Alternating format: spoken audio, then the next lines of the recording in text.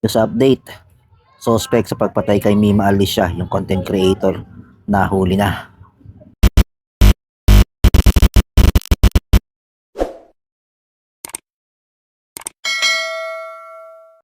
Opo, at nahuli na po yung dalawang suspect, yung isang driver at yung mismong bumaril doon kay Mima Alicia. At ayon sa pulisya, inaalam pa nila yung totoong motibo. Meron silang dalawang tinitingnan anggulo kung bakit nangyari ito kay Mima Alicia. Yung una, kung ito ba'y may kinalaman sa pagiging political vlogger niya. At yung pangalawa ay doon patungkol sa kanyang naging karelasyon. Kasi parang nagkaroon yata ng bantaan sa point na yon. Sa ngayon ay pa rin maglabas ng pulisya ng kanilang kabuuang detalye. Dahil ayon sa kanila, iniimbestigahan pa talaga kung ano ba talaga yung naging motibo. At inaalam nila kung sino yung nag-utos para patayin si Mima Alicia. Ako, kung tatanungin niyo ako sa pagiging political vlogger niya, kaya hanggat maaari huwag tayong papasok sa pagiging political vlogger. Kasi sa totoo lang, diyan ka makaka-receive ng mga death threat eh. Ang dami talagang mga political vlogger na nakaka-receive ng ganyang pagbabanta. Kung maalala nyo, yung si di ba, nabaril. Basta yun, habang naka-live siya, di ba? Pamumulitika ang kanyang pagiging content. Kaya mahirap 'yon. Marami namang pwedeng gawing niche para lang makagawa tayo ng content.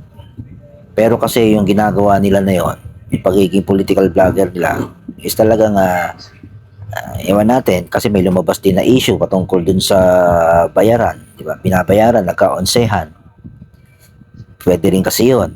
Pero hindi naman tinitingnan, parang natataka nga rin ako no? Bakit kaya parang yung point, yung na yun, yung issue na nagkaonsihan, parang hindi yata napasama sa investigasyon. Ano ko lang kasi titingnan nila para, kasi yung napanood ko, meron ko na napanood na video na parang meron daw silang investigahan na grupo na posibleng yun ang, o meron pinuno yun na nag-utos, parang ganun. Pero yung issue ng nagkaroon ng onsehan, hindi ko alam.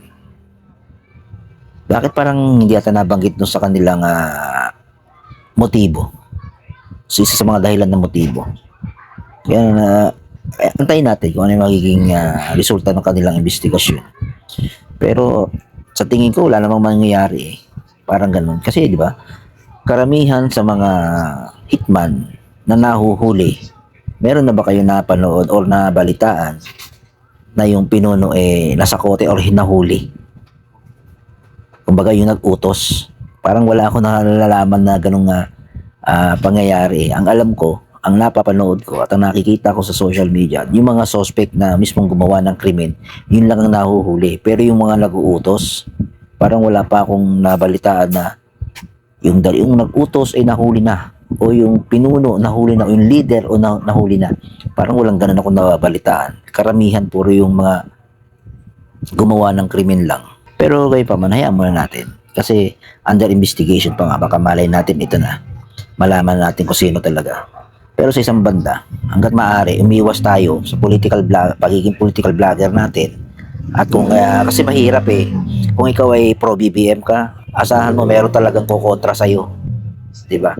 Kung ikaw ay pro Duterte ka, asahan mo meron din kukontra sa'yo. May mga ganong senaryo. Diba?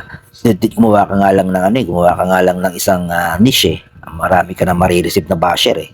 Kahit maganda pa yung iyong ginagawang content, makaka-receive ka pa rin ng basher. Yung pa kayang political vlogger ka. Di ba mapasin ninyo, si Lance, ang ganda ng content niya. May mga content niya, educational, more on educational, pero saan ka? Nakaka-receive pa rin ng mga bash. Di ba? Kasi kaya mahirap eh. Lalo na kung ikaw ay tumitira o umaatake sa mga politiko. Yung mga yan masiselan yung mga yan. Balat sibuyas yan. Pwede kang mademanda or worse, alam nyo na, baka may mangyari pa sa hindi maganda. Pero sa kabilang banda, okay na rin, nahuli na rin yung suspect. At least yung pamilya ni Mima Alicia di ba? Nakano na sila ng medyo nabawasan ang kanilang tinik sa sa dibdib. Kasi masakit yung para sa isang pamilya. na mawala yung kanilang anak, kapatid, 'di ba? Asawa. Kung mayong anak, masakit yun sa mga anak. At least nabigyan ng katarungan. Kung mahuhuli yung nag-utos, edi lalong mas maganda. Pero hindi ko kinakampihan dito si Mima Alicia. Ang sinano ko lang dito is hanggat maaari maano natin yung ganitong klase ng mga krimen, ma-resolve, mapanagot ang may kasalanan, at hanggat maaari ang hangad natin ay kapayapaan, katahimikan. Hindi tayo nagpo-promote ng gaganti-ganti or pag-aaway-away, at wala rin naman tayong mga itinuturo kung sino yung pasimuno, di ba? Basta ang mahalaga rito nahuli na yung mga gumawa ng ganitong klase ng krimen, di ba? Kaya magpasalamat pa rin tayo sa mga kapulisan natin na ginagawa nila yung kanilang trabaho para at least bumalik naman yung tiwala ng mga Pilipino sa mga kapulisan natin. Medyo nasira na sila, pero ngayon di ba, ibalik natin ang tiwala. At least kumikilos sila, pinapakita nila nagkatrabaho sila. Kaya dun sa mga suspect, mas maganda umamin na kayo. Kasi kayo lang makukulong. Parang gano'n, di ba? Paano naman yung kakarampot lang naman ang nakuha yung binayad sa inyo para pumatay ng tao. Magkano lang mabinayad sa inyo? 100? 100K? 500K? Tapos ang kalayaan nyo, kapalit nun. Siguro kung sinakripisyo yung sarili nyo para sa pamilya nyo, siguro may sakit, kailangan ng pera. Sakripisyo, ganun talaga. Pero kahit na, masama pa rin. Yung mga ganyang klase ng gawain na hindi katanggap-tanggap sa mata ng Diyos. Makaligtas kayo sa batas ng tao, sa batas ng Diyos, hindi. Kaya antabayan natin yung investigasyon na ginagawa ng kapulisan. At salute dun sa mga kapulisan natin na nagkatrabaho. At dun sa mga patuloy na namumulitika, ng mga vlogger, at dun sa mga walang sawa ninyong girian sa social media, tirahan, atakihan sa social media, medyo itigil nyo na yan kasi hindi naman kayo makikinabang dyan, barya-barya lang ang nakukuha nyo dyan kumpara sa mga nakukuha ng mga yan. Di ba? Hindi naman natin inaakusahan yung mga yan, pero yun talagang katotohanan. Inilalagay ninyo yung sarili nyo sa panghanip para lang sa kakarampot. Diba? Pwede naman kayong gumawa ng mga content kung talagang gusto nyo maging content creator, o diba? Pwede kayong gumawa ng entertainment, music, cooking, dancing. Bala na kayo kung anong gusto nyo gawin para lang hindi kayo mapahama, kasi napakahalaga ng buhay. Pahalagaan ninyo yung buhay ninyo para lang sa isang kakarampot na pera sinusugal yung buhay ninyo. Oo nga, kailangan natin ng pera, pero kailangan din natin ng pag-iingat na wala tayong nasasagasaang tao, wala tayong sasaktang ibang damdamin, di ba? Kung ano niya, ibang linya na kayo dahil delikado talaga yan. Yun lamang po ang may papayo sa mga political vlogger. Huwag niyong pagkaseryosohin ang ganyang pagiging vlogger ninyo na pwedeng mauwi sa inyong kapahamakan. Napakadelikado po ng ginagawa ninyo. Totoo lang. Kasi kapag ikaw naging political vlogger, dapat meron kang tawag dito, yung proteksyon. Unang-una dyan, pag ikaw nakasuhan na politikong inaatake mo, meron ka bang pera para labanan? Diba? Kasi pera-pera talaga yan. Pwede kang kasuhan ng libel, paninirang puri. O diba? Handa ka ba na lumaban dyan ng parehas ng pagdating sa hukuman? Kakasuhan ka. O di kaya, kaya mo bang kumuha ng mga bodyguard para maproteksyonan ka?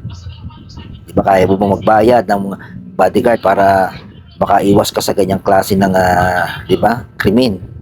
Yung kasi yun Oo, namamayagpag ka sa una, nakikilala ka.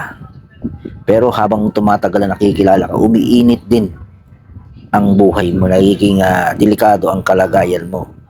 Kaya hanggat maaari, make sure na kapag pumasok ka sa pagiging content creator mo ng political vlogger, meron kang puhunan na kaya mong depensahan ang sarili mo. Napanood ko yun sa isang content creator. Totoo naman ang sinabi niya. Kasi pag pumunta ka dyan, pag pumasok ka sa ganyan pagiging political vlogger ka, dapat may kakayahan ka na lumaban or makipagsabayan sa mga taong inaatake mo. Kasi kapag gumanti yan, pwede kang kasuhan or worse, pwede kang pagbantaan. Kaya mo bang puntuhan yun? Di ba, meron akong isang nakita ting content creator, bumaba natin sa kanya, dinampot siya ng NBI, kinasuhan siya ng libel.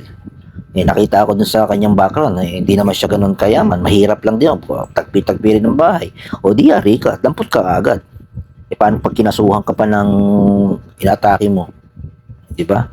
Yung isang artista na kinasuhan, yung naalala mo, yung nagpakasal, tapos bonggang-bongga, inatake niya, artista yon. O ginanuhan siya ng, pinagmumulta siya ng 100 million. Ano nangyari? Ngayon, tahimik siya ngayon.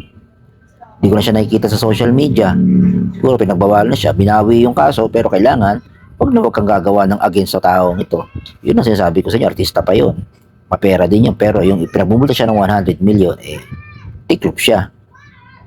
Kaya mahirap pumasok sa pagiging political vlogger. Pwede kang makasuhan, pwede ka pang diba, makareceive ng mga banta. Kaya mag-iingat po tayo. At doon sa naging kaso ni Mima Alicia, sana mabigyan ng katarungan yung kasi naman yung nag-utos, mahuli na rin. At doon sa mga katunggali nilang political vlogger din, huwag nyo naman masyadong pagkaanuhan. Pwede lang magtirahan kayo lang magtirahan, pero huwag na kayong umabot pa sa ganyan, di ba, yung mga ganyang klase ng krimen. Alam ko namang hindi naman kayo gumawa, hindi ko naman kayo inaakusahan dyan, pero di ba, huwag naman sanang umabot sa mga ganun-ganun. Content lang yan, vlogger lang, okay lang yun, hanggang doon lang yun, pero huwag nang umabot sa kung saan pa. Yun lamang po.